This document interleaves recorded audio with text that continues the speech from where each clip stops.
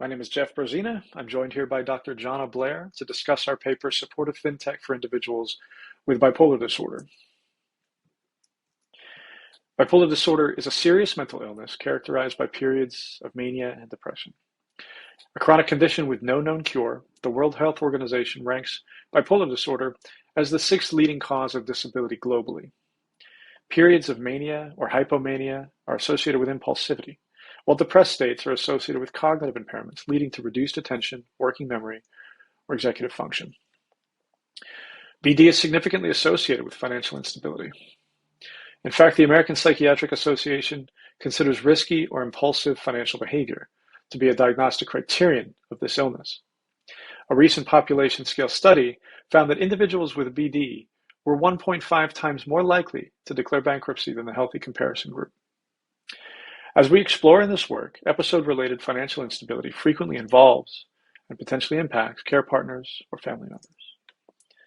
We believe this issue presents an unmet opportunity to design supportive financial tools adapted to the unique needs of this illness. Past reliance on financial self-reporting has hindered our ability to offer long-term assessments and to provide timely interventions.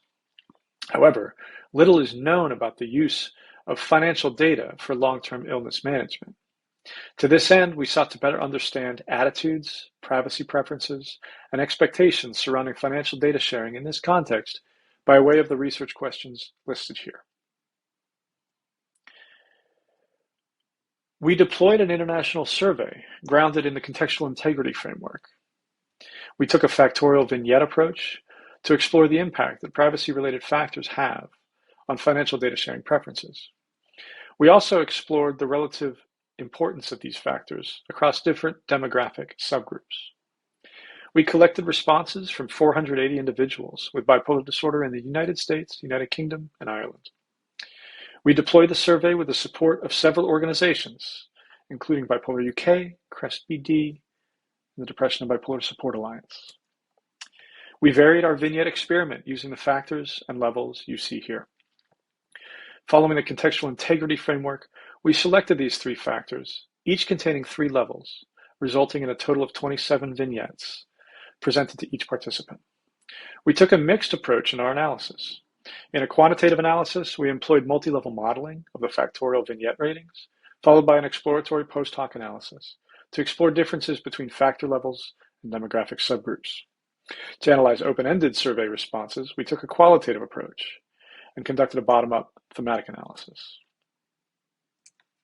In our sample, participants were overall quite comfortable sharing all financial data types for their own use. Who data was shared with was consistently significant in determining data sharing preferences. Specifically, individuals with bipolar disorder were consistently more comfortable sharing financial data for their own review and for self-management. Respondents were most comfortable sharing the timing and amount of transactions rather than a full description, which could include merchant names. Context of use was not found to be significant. Exploratory post-hoc analysis showed that females, younger adults, and those with more severe diagnostic subtypes of bipolar disorder were more reluctant to share financial data with third parties. Although women were comfortable sharing financial data for their own review, for example, they were much less comfortable sharing financial data with their family members. Individuals with bipolar type 1, which is often a more severe diagnostic subtype, were less comfortable sharing financial data even for their own review. Individuals who were most willing to adopt technology designed to impede overspending were also significantly more comfortable sharing financial data with all third parties that we listed in our levels. At this point, I'll hand off to Dr. Johnna Blair, who will continue with a qualitative analysis. When asked, half of our participants reported actively involving others to help prevent spending, with their care partners taking on different levels of financial responsibility. At the most extreme, some had handed over all financial control in a long-term capacity. For others, this was only done temporarily, during high-risk periods, such as mood episodes. Others had a care partner simply monitor their financial activities. Participants also asked care partners for occasional financial advice or to help provide alternative activities to distract from spending.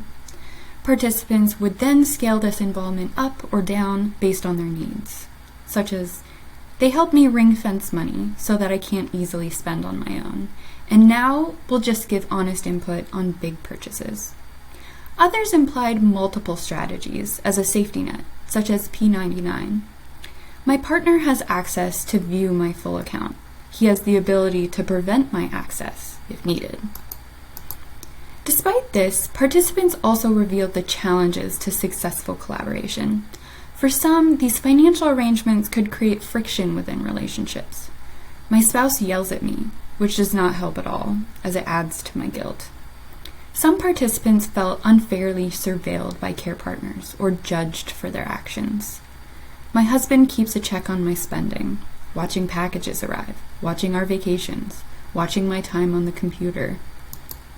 For some, their current restrictions were not enough to prevent spending.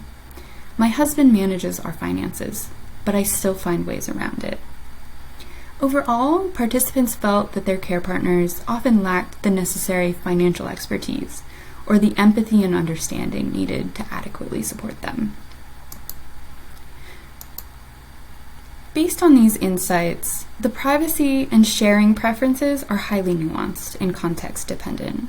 For individuals with BD, these preferences may change in relation to their illness state, life stages, financial standing, and availability of social support networks. Future fintech must be flexible enough to accommodate these changes while still providing adequate support for their long-term goals. Privacy attitudes also show that those who may need support the most may also be the most reluctant to seek it, such as those with BD1 who are at heightened risk of bankruptcy. These findings indicate the need for highly personalized systems that can meet users where they're at in terms of privacy preferences at the start of use and then adapt with them over time. While individuals are open to collaborative financial management, it's important to acknowledge the risk of exploitation when relinquishing financial control and access to others. Future design should be mindful of these risks, minimally restrictive in relation to their needs, and include adequate safeguards against potential misuse. Participants were highly comfortable having their financial data accessible for their own personal use. This provides an opportunity to combine mood data with financial data to identify unique behavioral triggers. These financial patterns could act as early indicators of episode onset, allowing individuals to better prepare themselves.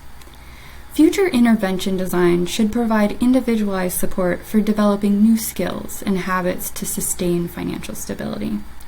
Such interventions can leverage existing clinical practices, like cognitive financial behavioral therapy, dialectical behavioral therapy, or mindfulness activities to address the guilt and shame that can be associated with financial instability.